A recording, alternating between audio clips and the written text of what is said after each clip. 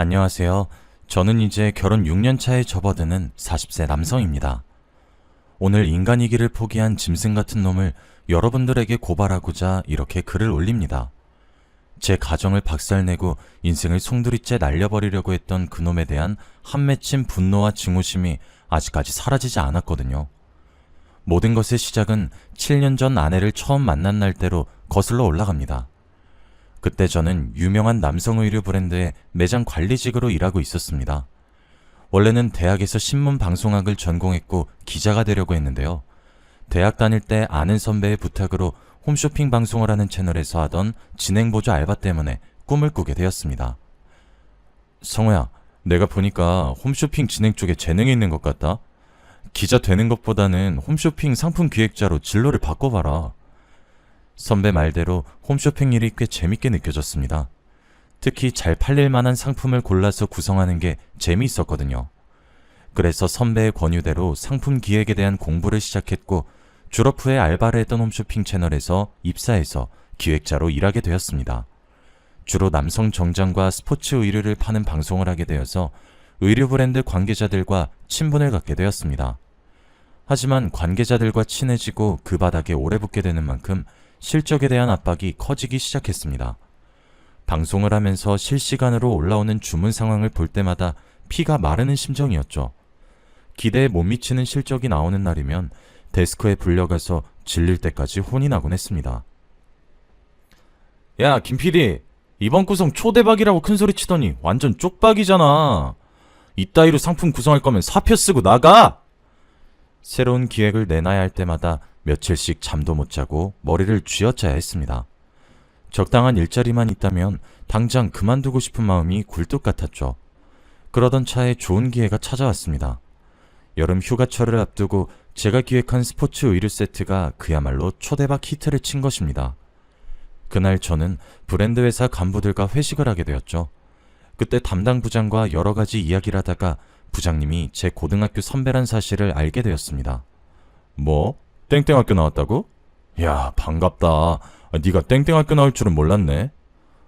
저랑 같은 학교였을 줄이야. 앞으로 잘 부탁드립니다, 선배님.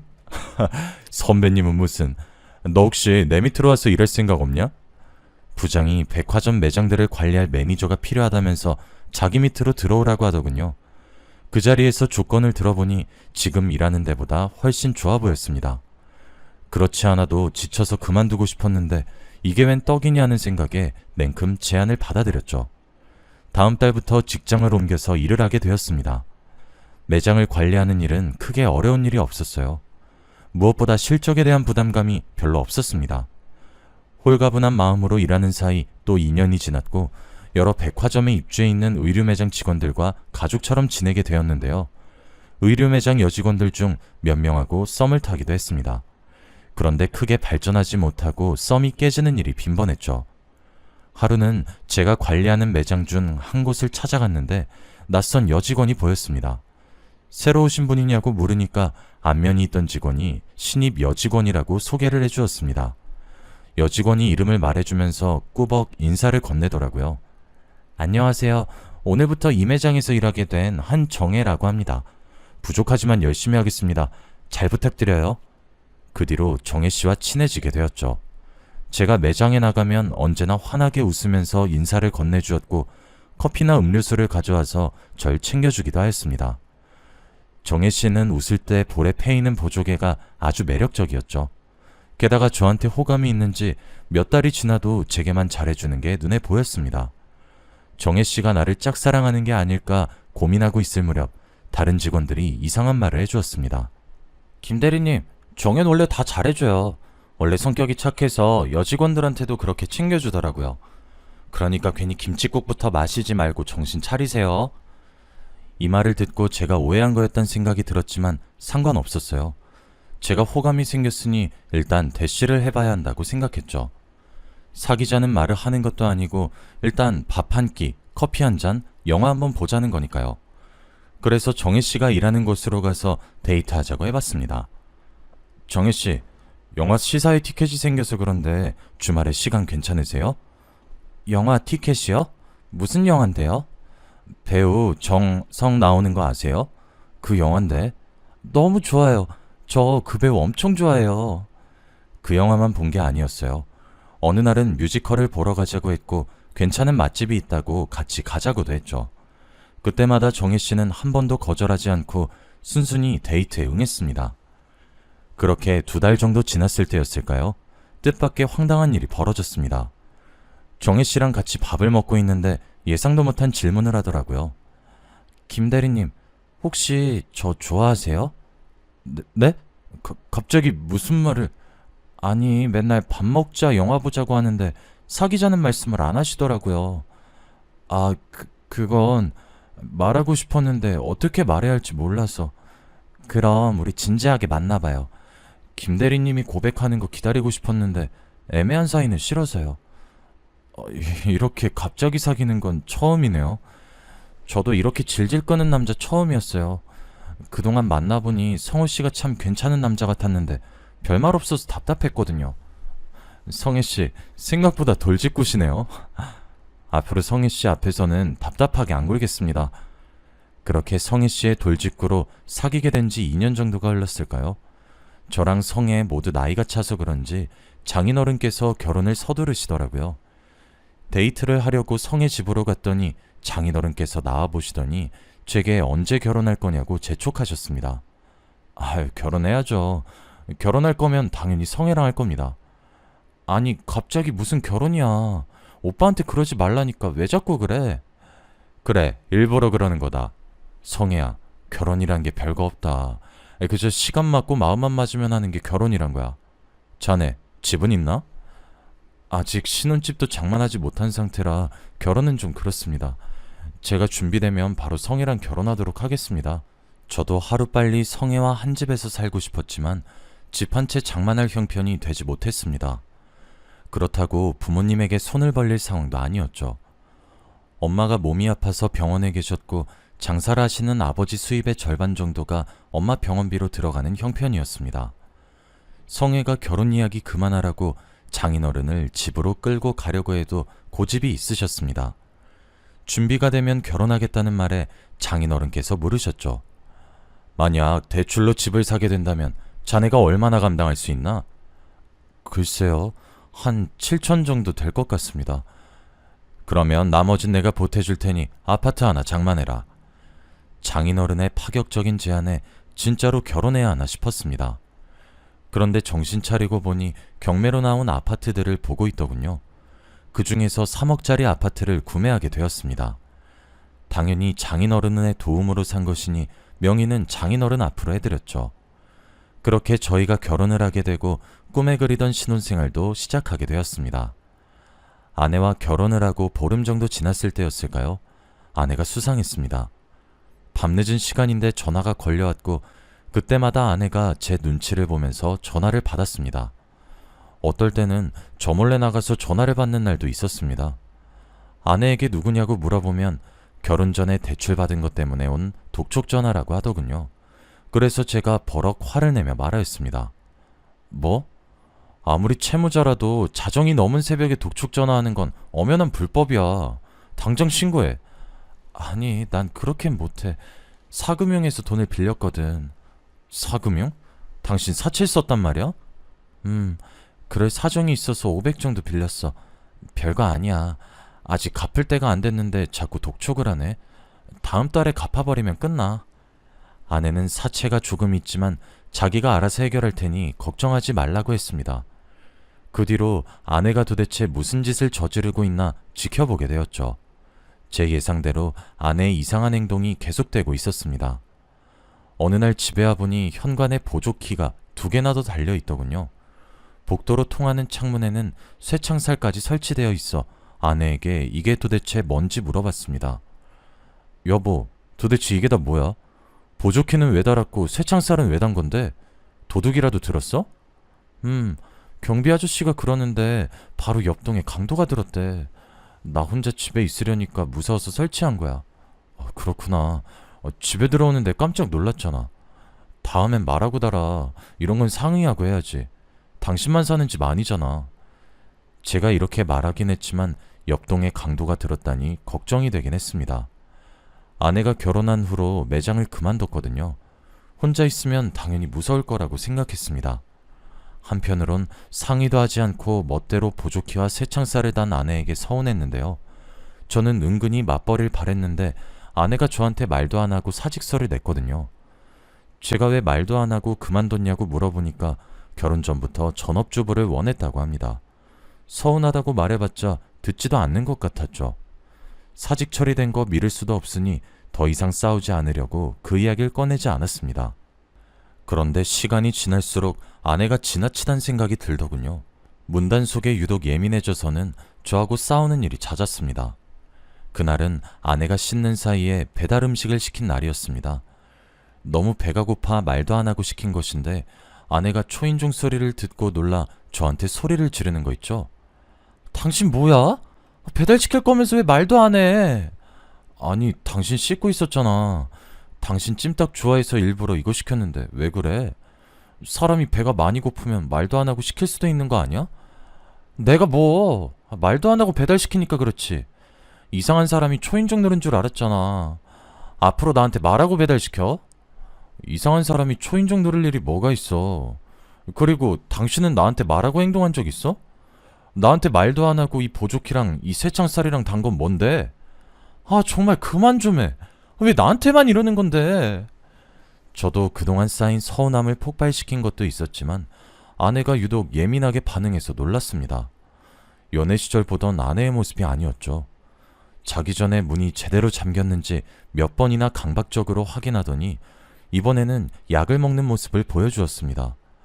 아내는 두통약이라고 둘러대길래 약통에 적힌 라벨을 기억해두고 인터넷에 검색해보았죠. 아내가 먹고 있는 약은 두통약이 아니라 신경안정제였습니다.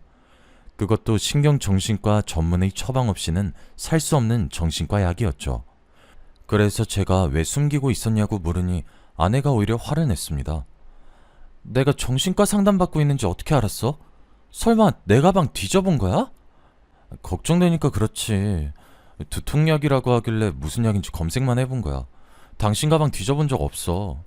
그걸 왜 검색해보는데? 별거 아니라고 몇 번을 말해. 당신이 신경 안 쓰는 게 도와주는 거야. 그러니까 나한테 신경 꺼. 마누라가 정신과 약 먹고 있는데 어떻게 신경을 안 써? 밤마다 잠도 못 자고 머리 싸매고 있으면서 왜 말을 안 해주냐고. 그냥 머리가 아파서 먹는 약이라고 했잖아. 왜 소리를 질러? 당신 나한테 뭐 숨기는 거 있지? 뭘 숨겨? 그런 거 없어. 그러니까 제발 귀찮게 하지 말라고. 아내는 제가 캐내면 캐낼수록 그런 거 아니다, 신경 쓰지 말라는 말만 되풀이했습니다. 결혼 전에는 아니랬는데 같이 살면 살수록 아내를 믿을 수 없게 되더군요.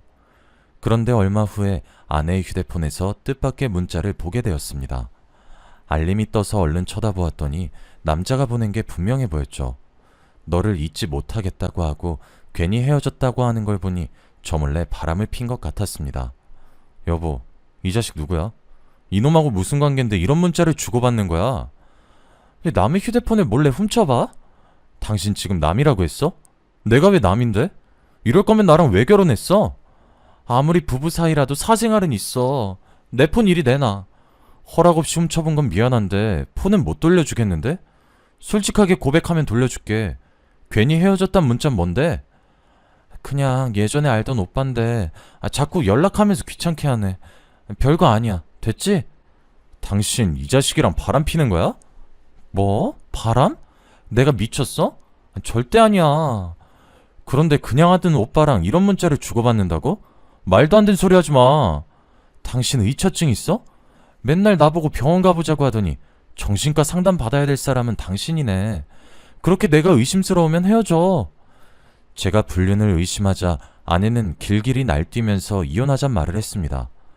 저희들은 그날 심하게 말다툼을 했고 서로에게 남아있던 애정마저 사라지고 말았죠. 결혼한 지 겨우 2달 된 신혼인데도 각방을 쓰게 되었고 서로 대화도 하지 않게 되었습니다. 그리고 며칠 후에 엄청난 사건이 터지고 말았습니다. 아내가 감쪽같이 사라졌는데요. 짐을 챙겨서 집을 나간 게 아니라 말 그대로 하루아침에 사라진 것입니다. 아내의 노트북도 집에 그대로 있고 옷이나 신발까지 모두 다 그대로 있었거든요. 전화를 해봐도 휴대폰은 계속 꺼져 있었고 문자를 해도 답이 없었습니다. 그래서 장인어른을 찾아가서 아내가 없어졌단 말을 전해드렸습니다. 정혜가 없어지다니 그게 무슨 말인가? 저도 어떻게 된 영문인지 모르겠어요. 퇴근하고 집에 와보니 짐은 그대로 두고 몸만 사라졌어요. 벌써 이틀이나 지났습니다. 혹시 장인어른께서 알고 계신 게 있나 해서요. 세상에 어떻게 이런 일이... 장인어른도 아내가 사라진 줄 모르고 있었나 봅니다. 깜짝 놀라서 어찌할 바를 모르고 허둥거리시는 게 보여서 경찰에 신고하기로 마음먹었죠. 장인어른께서도 모르신다니 우선 경찰에 실종 신고를 해봐야겠네요. 김서방, 며칠만 더 기다려봐. 정혜가 절대 가출을 할 애가 아니란 거 자네도 알지 않나? 분명히 말 못할 사정이 있을 거야. 며칠 내로 연락이 올 테니까 조금만 기다려보자고. 딸이 사라졌는데 신고를 하지 말아달라니 무언가 이상해 보였습니다. 이렇게 갑자기 사라진 거면 범죄에 연루됐을 가능성이 크니까요. 그래서 일단은 장인어른을 지켜보면서 며칠을 더 기다려보기로 했습니다. 제 예상대로 장인어른을 만나뵐 때마다 저와 눈도 마주치지 못하고 시선을 피하더군요. 도대체 뭐를 숨기고 있길래 이러는 걸까 많은 상상을 해보았습니다. 그렇게 사흘이 지났지만 아내의 연락은 오지 않았습니다. 이제 가만히 앉아서 기다릴 순 없어서 아내의 지인들을 수소문해서 행방을 찾아보기로 했죠. 이 방법도 소용이 없으면 장인어른에게 신고하겠다는 통보를 하고 바로 경찰서로 가보려고 했습니다. 제가 아내의 지인들을 찾아가자 모두 다 깜짝 놀라면서 의외란 반응을 보였는데요. 아내의 실종과 관련된 단서를 찾지 못하다가 마지막으로 아내의 고등학교 친구에게 한 통의 전화를 받게 되었습니다. 안녕하세요. 저 성혜 친구 미연이라고 합니다. 친구들이 성혜가 갑자기 실종됐다고 하던데 그게 사실인가요? 네, 맞아요. 갑자기 사라졌습니다. 저기, 그럼 오늘 시간 되면 만날 수 있을까요? 제가 드릴 말씀이 있어요. 저는 아내의 친구분이 일하는 곳 근처로 가서 그 친구분을 만나보았습니다. 말없이 카페에 앉아있던 친구분이 10분 정도가 흐르고 나서야 충격적인 말을 꺼내더군요. 정혜가 말 안 한 거죠? 네? 뭐를요? 정혜가 결혼 전에 동거하던 남자가 있었거든요. 동거요? 정혜가 동거를 했다고요? 순간 저는 쇠망치로 뒤통수를 맞은 것 같았습니다. 눈앞이 아찔해지면서 멍해지는데 정말 정신을 차릴 수 없었죠. 친구는 그럴 줄 알았다는 듯이 고개를 끄덕이더니 한숨을 푹 쉬었습니다. 그러더니 아내가 숨기고 있었던 비밀들을 털어놓았습니다. 일이 이 지경까지 왔으니 성호 씨도 이젠 알아야 되겠죠. 정혜가 백화점에 들어가기 전에 바에서 바텐더로 일한 적이 있어요. 제가 바텐더 일을 소개해줬었거든요. 아내가 바텐더 일을 했었다니 이것도 모르고 있었던 일이었습니다. 아내의 친구분이 고등학교를 졸업한 후에 대학 진학을 포기하고 바에서 일을 시작했다고 하는데요. 칵테일을 제조하면서 혼자 오는 손님들의 말동무를 해주는 일이었다고 합니다. 그러다 여자 바텐더 한 명이 그만두게 되자 아내를 데려왔다고 하네요. 아내가 그곳에서 파트타임으로 일을 하다가 동거남을 알게 되었다고 하는데요. 그 동거남은 아내에게 푹 빠져서 단골 손님이 되었다고 합니다. 몇 달 동안 거의 맨날 바에 찾아와서는 아내에게 사귀자고 수작을 걸었다고 해요. 아내가 그럴 마음이 없다고 정중하게 거절했지만 동거남은 포기하지 않았다고 하죠. 그러다 한 달 뒤에 아내가 갑자기 바를 그만뒀다고 했습니다. 정혜가 그 남자랑 동거란다는 소문이 있더라고요. 제가 연락해서 진짜 같이 살고 있냐고 물어보니까 그렇대요. 진짜 깜짝 놀랐죠. 그런데 그 남자가 아니라 그쪽이랑 결혼한다고 해서 더 놀랐어요. 결혼식장에 초대를 받게 되자 친구가 아내에게 동거남에 대해 물어보았다고 합니다. 아내가 친구에게 비밀로 해달라고 사정했다는 소리를 듣고 억장이 무너졌죠. 뭐 이런 사람이 다 있나 싶었습니다. 아마 결혼 후에도 그 동거남하고 계속 연락했을 거예요. 정혜도 어떻게 할지 고민이 많아 보이더라고요. 그런데 정혜가 결국 동거남을 선택한 것 같아요. 원래는 모르는 척하고 있으려고 했는데 이렇게 말 안 하고 있는 건 좀 아닌 것 같아서 고민하고 있다가 말씀드려요. 저는 결혼까지 해놓고 남편이 아닌 동거남을 선택했다는 사실이 납득되지 않았습니다. 게다가 예고도 없이 갑자기 야반도주를 하다뇨. 그 말을 듣고 곰곰이 생각해보니 결혼 초부터 아내가 보여주었던 수상한 행동들이 하나씩 떠올랐습니다. 아내에게 진짜 내연남이 있었던 걸까요? 동거남의 존재를 감쪽같이 속이고 결혼하다니 도저히 믿기지 않았습니다. 이제는 저를 버리고 동거남을 따라간 아내에 대한 배신감에 우라통이 치밀어 올랐죠. 그래서 저는 바로 장인어른께 달려가 따졌습니다. 장인어른은 알고 계셨죠? 아내가 결혼 전에 동거했다는 사실을요. 설마 저한테 내연남이 있었던 걸 숨기고 있었던 겁니까? 제가 소리를 지르자 장인어른께서 올 것이 왔단 표정을 지으시더군요. 그러면서 사진 한 장을 제게 내밀었습니다. 사진을 본 저는 깜짝 놀라서 소리를 지를 수밖에 없었습니다. 아내랑 똑같이 생긴 여성이 두 손은 물론 두 발까지 밧줄에 묶여 있었거든요. 그런 아내의 뒤로 한 남자가 강목을 들고 서 있었습니다. 제가 충격받은 표정으로 장인어른을 쳐다보고 있으니 장인어른께서 눈물을 흘리면서 말씀하셨습니다. 그래, 이제 뭘 감추겠나. 정혜가 결혼 전에 동거를 했던 건 사실이네. 하지만 그건 좋아서 한 동거가 아니었어. 정혜가 무서워서 억지로 사귀게 된 놈인데 지금 이놈한테 끌려가서 갇혀있네. 장인어른께서는 동거남이 아내를 납치해간 것이 분명하다고 말씀하셨습니다. 장인어른이 들려주는 말에 따르면 아내가 바에서 일하다가 동거남을 만났던 것까지는 친구가 했던 말과 똑같았어요. 하지만 아내는 그가 마음에 들지 않아서 만남을 거절하고 피했다고 합니다. 장인어른이 봐도 그놈은 알코올 중독 기질이 있었고 성격도 난폭하고 거칠었다고 해요. 아내가 여러 번 싫다고 단호하게 이야기했지만 집요하게 치근덕거렸다고 하죠. 결국 바를 그만뒀는데도 불구하고 핸드폰 번호를 어떻게 알아냈는지 전화나 문자를 하거나 집까지 찾아와서 괴롭혔다고 합니다. 장인어른이 직접 본 장면도 수도 없이 많았다고 하죠. 아내가 경찰을 불렀다고 하자 목숨을 위협하기도 하였습니다. 뭐? 경찰? 나 피하더니 정신이 나간 거야? 왜 경찰을 부르는 건데? 제가 싫다고 했잖아요. 이제 그만 좀 해요. 그만하긴 뭐래. 너야말로 그만 좀 해. 언제까지 날 피할 거야? 이런 식으로 소리 지르면서 아내를 덮치려고 했지만 다행히 경찰이 와서 아내가 다치진 않았다고 합니다.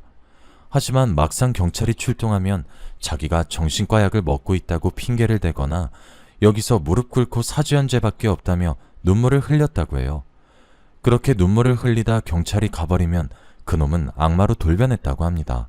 매일같이 협박 문자와 전화를 해대서 아내가 노이로제에 걸렸다고 하죠. 몇 번이나 이사를 하고 전화번호를 바꿔도 그놈은 아내가 있는 곳을 어떻게든 알아내서 찾아왔다고 하는데요. 그동안 몇 번의 신고가 오갔지만 경찰들은 소극적으로 대처했다고 합니다. 결국 아내가 동거남의 협박에 못 이겨서 끌려갔다고 하죠.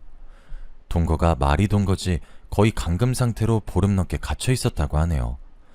여자로서는 치욕스러운 짓을 당하다가 장인어른의 신고로 경찰이 출동해서 겨우 구출해냈다고 합니다. 하지만 그놈은 경찰에 잡혀가도 미꾸라지처럼 법을 이용해서 며칠 만에 풀려났습니다. 그놈을 피해서 새로 이사한 지 한 달 만에 느닷없이 집에 들이닥쳐서 아내와 장인에게 폭행을 가하기도 했죠. 네가 나를 피해서 도망치면 못 찾을 줄 알아? 내가 말했지? 넌 내 거야. 내 여자란 말이야. 한 번만 더 도망치려고 들면 죽여버릴 거야. 이런 천하의 못된 놈 같으니라고. 내가 살아있는 한 너한테 쓰레기한테 내 딸을 줄 수 없어. 경찰에 신고했으니까 딱 기다려. 다시 깜빵에 넣어줄 거니까. 뭐? 깜빵? 이 영감이 죽고 싶어서 환장했나? 오늘이 당신 제삿날인 줄 알아. 장인어른이 아내를 끌고 가려는 그놈에게 달려들었지만 칠순을 넘긴 장인이 건장한 30대 남자를 힘으로 당해낼 수 없었습니다. 장인어른이 결국 그놈에게 맞고 기절해버렸죠. 장인어른이 기절한 사이에 아내를 끌고 가서 차에 태우려고 했는데 이웃의 신고를 받고 출동한 경찰들에게 잡혔다고 합니다. 경찰의 도움으로 아내는 겨우 위기를 넘겼는데 어처구니 없는 일이 벌어졌다고 해요. 폭행죄와 부녀자 납치 혐의로 구속되어서 실형이 떨어졌는데 억울하다고 항소를 했다는 거예요. 그래도 장인어른은 그놈이 금방 풀려나지 않을 거라고 생각했습니다. 항소를 해봤자 아내와 장인을 악독하게 괴롭힌 증거가 있으니 최소한 몇 년은 징역살이를 해야 한다고 생각했던 거죠. 그런데 3개월 전에 그놈이 느닷없이 풀려났다는 소식을 들었다고 합니다. 그놈이 어김없이 아내에게 연락을 하면서 접근했던 거죠. 아빠, 어떻게 하면 좋아? 그 자식이 또 찾아와서 행패 부릴 텐데 우리 어떻게 하지? 아내가 그놈한테 문자를 받자마자 겁에 질려서 울었다고 하는데요. 장인어른은 아내를 다독이면서 사귀는 남자가 있냐고 물었고 아내는 저를 떠올렸던 겁니다. 그럼 됐다. 당장 그 남자랑 결혼해라. 아무리 정신병자의 사이코 같은 놈이라도 결혼해서 가정이 있는 유부녀에겐 함부로 하지 못할 거야. 아내는 그놈에게서 벗어나기 위해서 서둘러서 저와 결혼을 했던 거죠. 하지만 그놈은 유부녀가 된 아내에게도 계속 접근을 했고 아내를 납치하는 말도 안 되는 짓까지 저지른 겁니다. 이 사진은 그놈이 나한테 보낸 거야. 딸이 저런 모질고 험한 꼴을 당하는데 내 마음은 어떻겠나?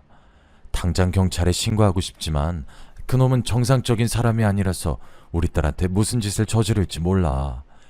게다가 그 범죄자 놈이 경찰이 추적하고 있다는 사실을 알면 아내를 쥐도 새도 모르게 죽여버린다고 협박했다고 해요. 그렇다고 넋놓고 앉아있을 순 없잖아요. 경찰의 도움을 받아야 해요. 신고 안 하면 안 사람이 어디 있는지도 알 수 없습니다. 저는 몇 분 동안 장인어른을 설득시킨 뒤 경찰서로 달려가서 아내가 납치당한 것 같다고 말했습니다. 그런데 경찰이 하는 말이 기가 막혔습니다. 그 납치범이 옛날에 동거하던 남자라고 하니 바람이 난 거 아니냐고 하더군요. 경찰이란 작자들이 낄낄대면서 말하는데 속에서 열불이 터졌습니다. 제가 이성을 잃고 지금 장난하는 거냐고 소리치니 그제야 나이가 지긋해 보이는 경찰이 와서는 제게 이렇게 말하였습니다. 실종이 아니라 단순 가출 같습니다. 경찰서는 개인적인 가정사를 해결해주는 곳이 아닙니다. 제가 보기엔 가정법원에 가보셔야 할 것 같아요. 네? 이건 가출이 아니라 납치라고요. 저 증거도 있어요. 여기 아내가 납치당한 사진도 있는데. 네네, 거기 두고 가세요. 경찰은 제 말을 들을 생각이 없어 보였습니다. 제가 제출한 신고 서류를 귀찮다는 듯이 던져버리더니 갑자기 폭행 신고가 들어왔다고 나가버리더군요. 경찰의 태도를 보아하니 그들을 믿고 있을 수 없었습니다. 제 나름대로 아내의 행방을 수소문해보다가 지인을 통해서 이런 문제를 전문적으로 처리하는 해결사들을 소개받았습니다. 이 정도 수준이면 범죄자 수준을 뛰어넘었네요. 돈이고 뭐고 이런 쓰레기는 저희들이 나서서 치워야죠. 정말입니까? 정말로 제 아내 찾을 수 있습니까? 네, 안심하십시오. 사흘이면 됩니다. 그들은 사흘 내로 아내가 있는 곳을 알아내겠다고 장담했습니다. 그런데 며칠 후에 뜻밖의 사실을 알게 되었습니다. 장인어른이 제가 살고 있던 아파트를 처분한 것입니다. 아내 문제 때문에 회사에 휴가를 내고 있었는데 오후에 부동산 사장과 낯선 여자가 집을 찾아오더군요. 안녕하세요. 집 내놓으셨던데 이사는 언제 가실 건가요? 사모님은 다음 주에 바로 들어왔으면 좋겠다고 하시던데. 네? 이사라니요? 김두철 씨가 직접 오셔서 한 달 전에 집 내놓으셨어요. 그리고 바로 어제 이 아파트 팔렸는데? 이건 또 무슨 말인지 싶어서 서둘러 장인어른 집으로 달려갔습니다. 아파트 명의가 장인어른 이름으로 되어 있었지만 제 돈도 7천이나 들어가 있었습니다. 게다가 제가 사는 곳인데 멋대로 집을 팔다뇨. 도저히 납득할 수 없었습니다. 장인어른, 저한테 한마디 상의도 없이 집을 팔아버리면 어떡해요? 전 길바닥에 나앉으라는 겁니까? 나도 어쩔 수 없었네. 자네는 능력이 있으니 사는 곳쯤은 다시 구할 수 있는 거 아닌가? 그놈이 3억을 주면 정해를 풀어주고 다시는 행패 부리지 않겠다고 각서를 쓰겠다고 하는 바람에 급하게 집을 내놓은 거네. 경찰도 신경을 안 쓰는데 돈으로 해결해야지. 별다른 방법이 있겠나. 장인어른께서 내일 그놈이 알려준 지하철 보관함에 3억을 갖다 놓기로 했다고 하더군요. 그놈이라면 4억을 받아놓고 아내를 돌려주지 않을 가능성이 컸습니다. 그리고 아내가 육체적 정신적인 고통을 당한 것도 억울하고 분한데 돈까지 갖다 바치니 도저히 받아들일 수 없었죠. 안 그래도 힘들어하는 장인어른께 이건 말도 안 되는 짓이라고 목소리를 높이고 말았습니다. 장인어른은 억울하지도 않으세요? 쳐 죽여도 시원치 않을 놈한테 돈을 줄 생각을 어떻게 하세요? 저는 절대 그렇게 못합니다. 제가 해결할 테니 맡겨주세요. 내가 오죽하면 이러겠나. 오죽하면. 장인어른이 제 말을 듣고 너무 서럽게 우시더라고요. 저는 잠도 못 자고 해결사들 연락만 기다렸습니다. 이틀 뒤 해결사들에게 전화가 와서 받아보니 아내가 있는 곳을 알아냈다는 겁니다. 경기도의 한적한 시골에 있는 버려진 비닐하우스에 있다는 소식에 얼른 차를 몰고 달려갔습니다. 그리고 몰래 숨어있던 해결사와 함께 안으로 들어갔죠. 한 달 넘게 악마 같은 놈한테 잡혀 있었던 아내는 처참한 몰골을 하고 있었습니다. 며칠 동안 제대로 먹지도 못해서 피골이 상접해 있었는데요. 저를 본 아내가 깜짝 놀라더니 고개를 숙이며 눈물을 터뜨리고 있었습니다. 위험하게 여긴 왜 온 거야? 그냥 가. 나 내버려 두고 가라고. 무슨 소리 하는 거야? 내가 당신 구하려고 얼마나 노력했는데. 잠깐만 기다려봐. 내가 묶인 거 바로 풀어줄게. 제가 묶여있는 아내를 풀어주려고 하는데 비닐하우스 너머로 웬 남자 목소리가 들려왔습니다. 뒤를 돌아보니 덩치가 큰 남자가 들어오고 있더군요. 이 자식들 뭐야? 왜 남의 집에 들어와서 난리야? 그놈은 해결사를 보더니 강목을 집어들고 달려왔습니다. 하지만 해결사가 그놈보다 덩치가 커서 휘두른 주먹에 기절을 하고 말았죠. 그놈이 곧바로 일어나서 달겨들길래 제가 발로 차서 힘껏 넘어뜨리고 분이 풀릴 때까지 발길질을 해댔습니다. 그렇게 그놈이 정신을 잃자 서둘러 아내를 풀어주었습니다. 여보, 내가 왔으니까 이제 괜찮아. 집으로 가자. 다 끝났어. 저는 아내를 데리고 가기 전에 의식을 잃은 그놈을 밧줄로 묶어놓았습니다. 그리고 알게 된 충격적인 사실은 그 인간 말중에게도 결혼한 아내가 있었단 겁니다. 그놈 주머니를 뒤져 핸드폰을 살펴보니 소름 끼치는 문자 내역이 보이더군요. 돈이 궁해지니 아내를 납치하고 장인어른을 협박한 거였습니다. 아내를 좋아해서 미친 게 아니라 아내 몸값을 뜯어내 호화롭게 살 계획이었던 거죠. 제가 결국 이런 사실을 증거로 모아 신고를 하니 잠시 후에 경찰이 현장에 출동을 하였습니다. 납치범 마누라도 미쳤는지 경찰에게 저를 체포하라고 소리를 지르고 있더군요. 저놈이에요. 저놈이 제 남편을 정신이 나갈 정도로 때렸어요. 어서 잡아가세요. 하지만 경찰이 그놈이 휘둘렀던 강목을 발견했습니다. 그곳에 피가 묻어 있어서 DNA 검사를 해보겠다고 했는데요. 보나마나 다른 사람의 피거나 아내의 피가 묻어 있겠죠. 그리고 옆에 있던 해결사가 증인이 되어주었습니다. 해결사에게는 이런 일이 자주 있었는지 아내를 구출한 순간을 휴대폰으로 촬영해 두었더군요. 그 동영상을 본 경찰이 그제야 저희 편을 들고 납치범을 체포하였습니다. 아내를 납치한 현장도 세심하게 관찰하며 숨겨져 있던 흉기도 찾아냈죠. 야, 이 흉기 증거물로 수집해. 내가 보기엔 정당방위 같은데, 안 그래? 제 생각도 그래요. 요즘 세상에도 이런 놈이 다 있네요. 이놈 어디서 본 것 같은데. 저번에도 폭행죄랑 협박죄로 들어간 놈 아니야? 네, 맞는 것 같아요. 이번에 깜빵 들어가면 꽤 오래 살다 나오겠네요. 경찰들이 하는 말을 듣고 엄청난 희망을 품었죠.